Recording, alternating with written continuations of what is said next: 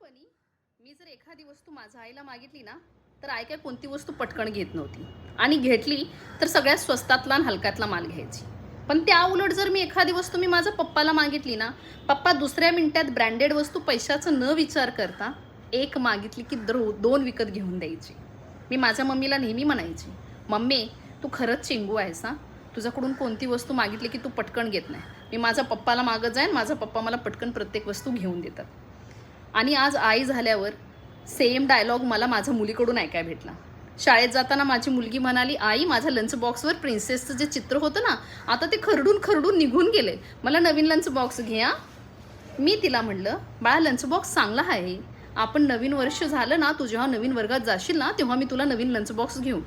तेव्हा ती फाडकन मला बोलली की आई तू कधी कोणती वस्तू घेत नाही, माझा बाबाच घेतो, येऊन दे माझ्या बाबांना, मी माझ्या बाबाकडून विकत घ्यायला लावणार आहे. मी 1-2 मिनटं शांत झाले आणि मला ती गोष्ट आठवली की सेम डायलॉग मी माझ्या मम्मीला मारत होते, आज माझी मुलगी मला ती डायलॉग मारत आहे. कदाचित कर्मा रिटर्न बॅक